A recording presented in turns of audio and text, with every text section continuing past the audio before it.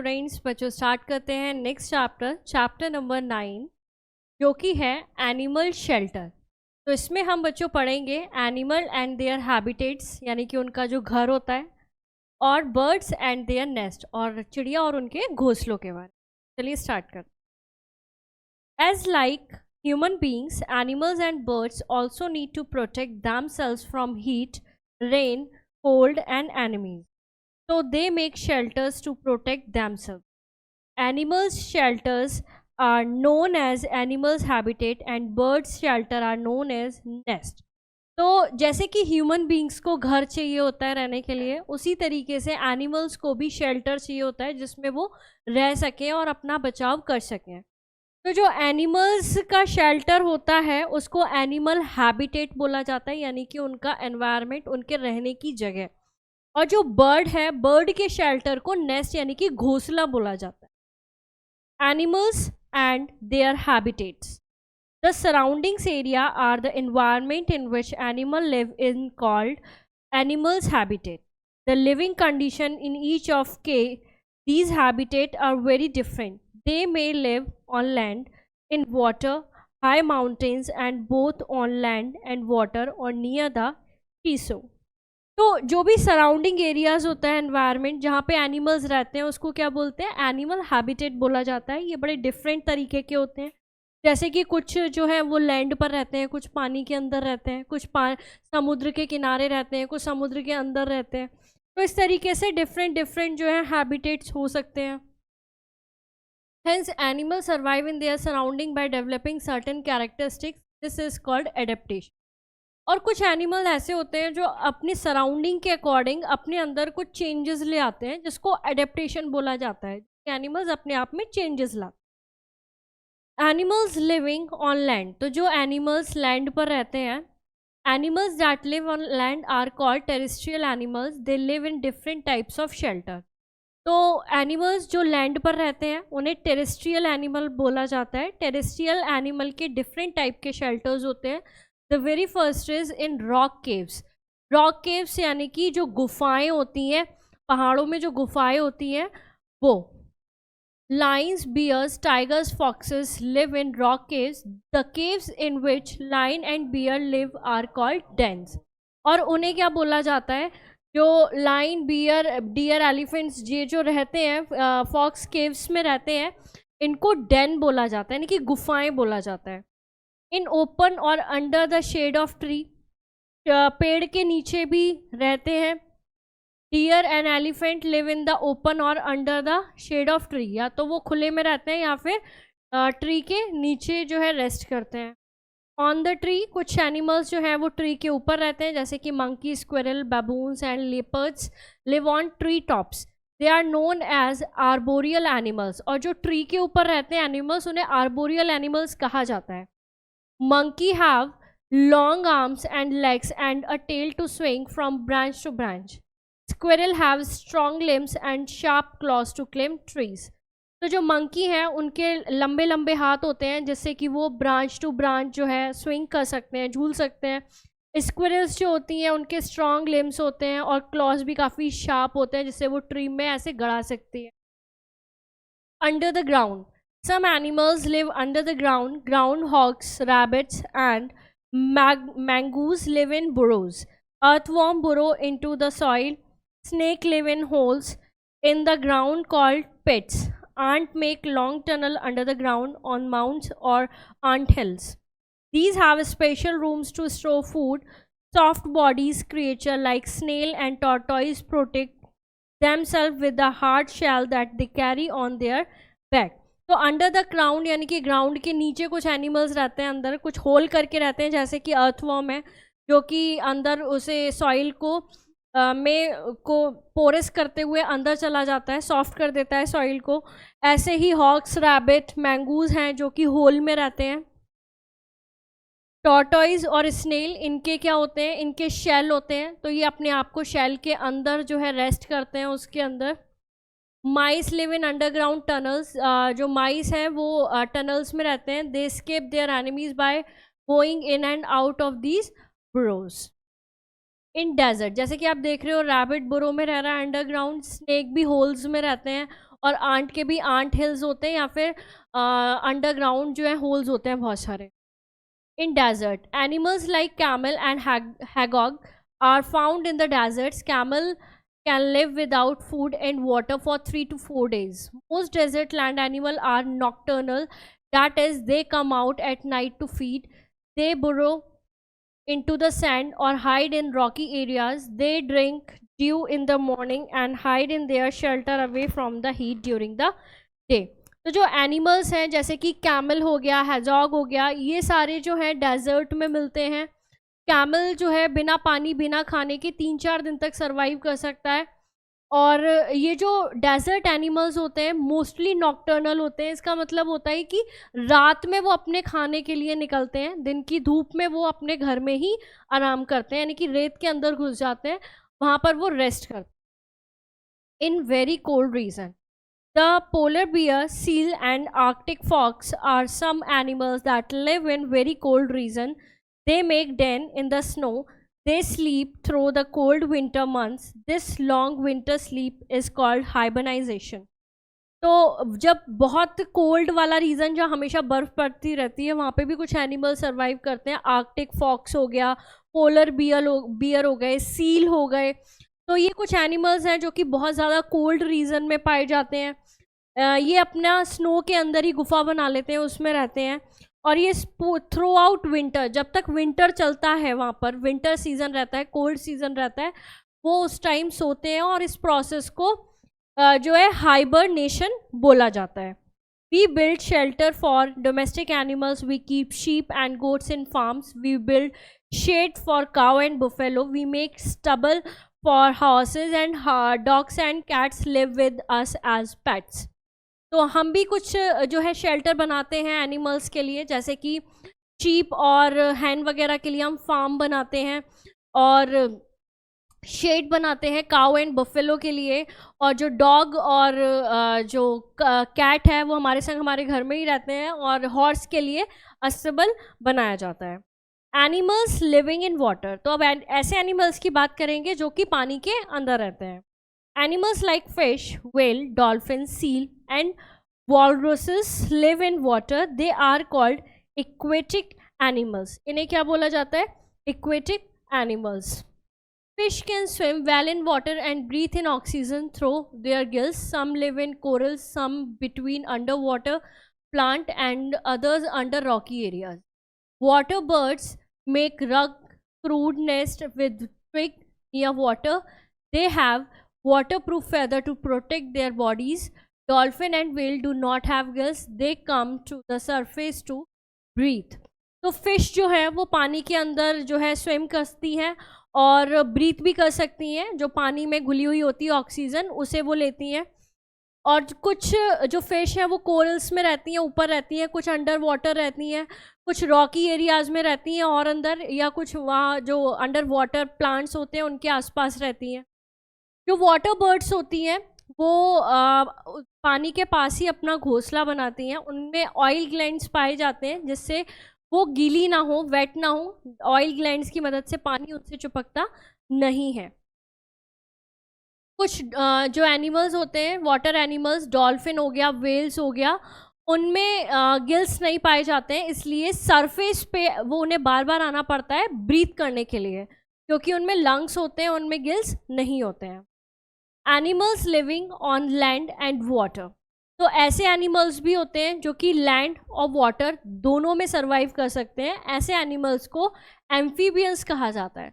Animals that are adapted to live on both land and water are called amphibians.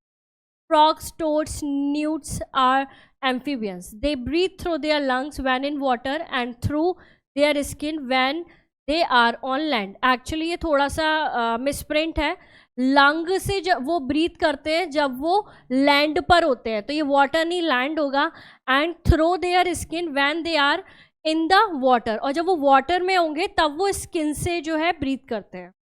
Some animals like crocodiles and alligators are large reptiles. They breathe through their nostril, so they keep their head above the water while swimming. They lay their eggs in a hole on the land or in the sand near the seashore. कुछ animals जैसे कि crocodile, alligator या फिर बड़ी बड़ी जो reptiles होती हैं, छिपकली जो बोला जाता है, रेप्टाइल्स मेनली, वो ब्रीथ करती हैं नॉस्ट्रल्स के थ्रू। इसलिए वो अपना, जब भी वो पानी के अंदर रहते हैं, वो अपना हेड बाहर रखते हैं जिससे नॉस्ट्रल बाहर रहे और वो ब्रीथ कर पाए। Animals living on the शीशोर।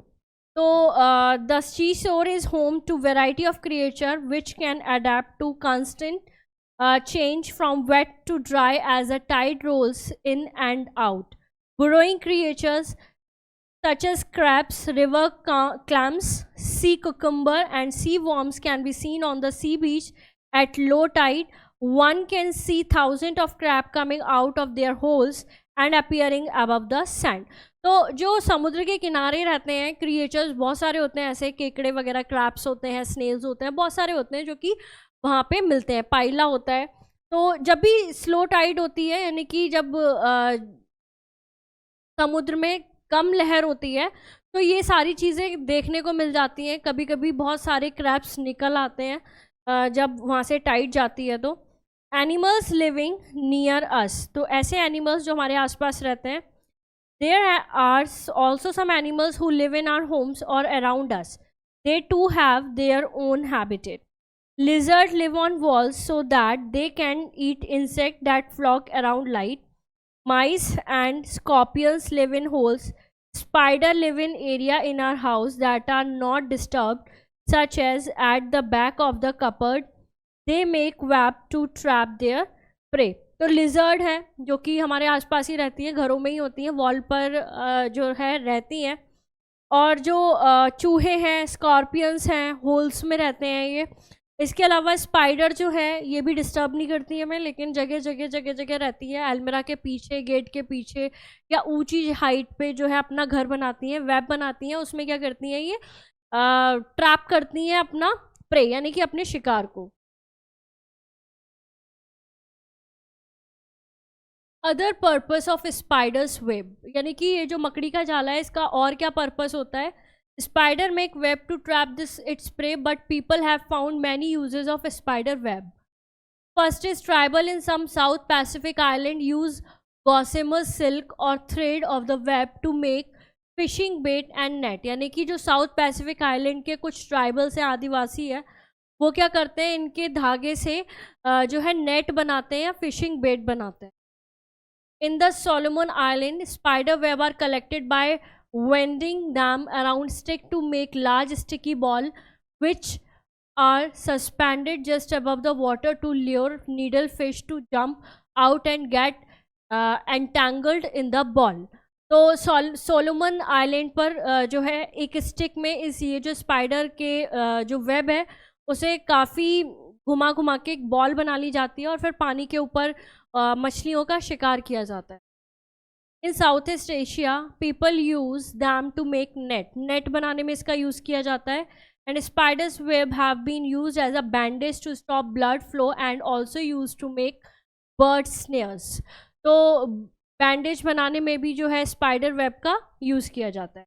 If we could manufacture spider silk it would have a million use from parachute, bulletproof vest, lightweight clothing, seat belt, strong rope as searcher in operations, artificial tendons and ligaments. तो अगर हम बना सकते हैं spider silk, यानी कि spider web से silk बना सकते हैं, तो उसका काफ़ी यूज़ हो सकता है पैराशूट बनाने में, बुलेट प्रूफ वेस्ट बनाने में, लाइट वेट क्लोथिंग में, सीट बेल्ट में, स्ट्रॉन्ग रोप में और बहुत सारी चीज़ों में। Birds and there nest. Birds has feathers, beaks and wings that help them to fly. They have strong muscles and hollow bones which make them fly easily. Just as we need a home to live in, birds also need to lay their eggs. They build nests for many purposes. Different kinds of birds build different kinds of nests. Some birds build their nest on trees. तो birds में feather होता है, beak होता है, tail होता है, काफ़ी strong muscles होती हैं और उनकी जो बोन्स होती हैं वो हॉलो होती हैं जिसकी मदद से वो उड़ पाते हैं। इसके अलावा जो बर्ड्स हैं वो उन्हें घोंसला चाहिए होता है, किस लिए, क्योंकि उन्हें एग ले करना होता है, अपने बच्चों को रखना होता है जब तक कि वो तैयार नहीं हो जाते उड़ने के लिए। तो उसके लिए उन्हें घोंसला चाहिए होता है, उन्हें एक घर चाहिए होता है, और उसके काफ़ी पर्पस भी होते हैं। डिफरेंट काइंड ऑफ बर्ड जो है अलग अलग तरीके के नेस्ट बनाती हैं। दे आर क्लेवर बिल्डर्स, बहुत ज़्यादा चतुर होती हैं ये बनाने में। They use strong grasses, straw, bits of wool and string to tie the nest to the branches of the tree. ये यूज़ करती हैं घास को, स्ट्रॉ को, और तारों का भी यूज़ कर लेती है, वुड, वूल का, अगर इन्हें ऊन के धागे मिल जाते हैं उसका भी यूज़ कर लेती हैं, और नेस्ट को ट्री से बांध देती हैं। The nest must not fall when the wind shake the tree, जिससे अगर ट्री शेक कर रहा है हवा की वजह से, तूफान की वजह से, तो वो नेस्ट नीचे नहीं गिरता। Birds make the nest strong on the outside but soft and warm on the inside with moss. वो अपना नेस्ट बनाती हैं बाहर से तो वो काफ़ी स्ट्रॉन्ग रखती हैं, लेकिन अंदर वो मॉस, एक घास होती है, वो लगाती हैं, जिससे कि अंदर काफ़ी सॉफ्ट रहता है। Cotton, grass and leaves to keep the egg warm until the babies are ready to come out, this is called incubation. Moss के अलावा कॉटन, ग्रास, लीव लगाती हैं वो अंदर की साइड, जिससे कि जो एग है, एग को गर्मी मिले और फिर उसमें से बच्चा जो है आराम से निकल जाए, और इस प्रोसेस को जो बोलते हैं इंक्यूबेशन बोला जाता है। Some birds build their nest on the ground, some make round nest of grass and other plants. Some birds dig holes in the ground and lay their egg in the holes. Water birds sometimes build nests on the water. These nests are floating raft made of water plants, and they are fastened to the plant growing in the lake and pond. Birds can make 100, even 1,000 of trips to collect material, and while they seem to prefer natural objects like twig, grass, leaf, etc., they will use almost anything that they can carry.